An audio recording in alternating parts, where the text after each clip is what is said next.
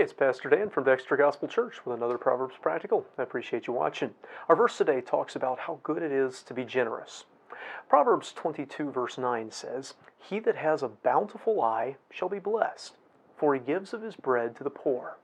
The person with a bountiful eye, that's the person who's generous. They look on people and situations to see how much they can give, what bounty they can impart, rather than just looking to see what they can get out of it or how they can get out of it. This way of looking at people and situations with this bountiful eye leads to them being generous.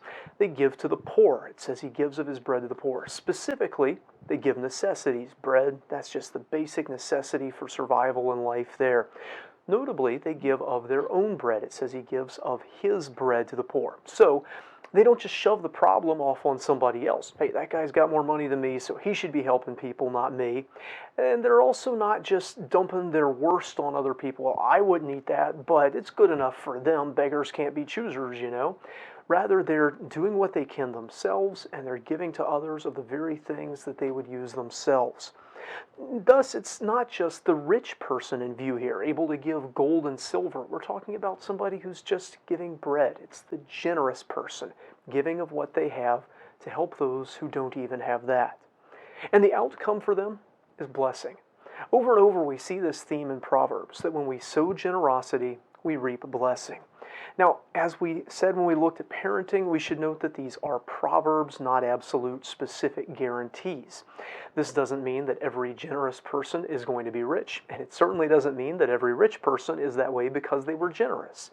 But it does mean that there is a tendency toward blessing that comes from generosity. Sometimes it pays off financially. Sometimes it pays off in somebody helping the generous person when they have a need.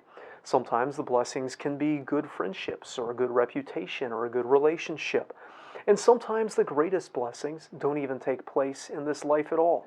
However, the trend is there. Those who look at people and situations to see what needs they can meet instead of what they can get out of it tend to be blessed for that generosity.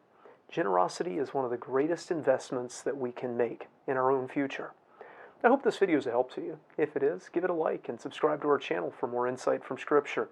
If you haven't stopped by and seen us in person, we'd love to see you in person or visit with you in the comments here. Until next time, I hope you stay well and live generously.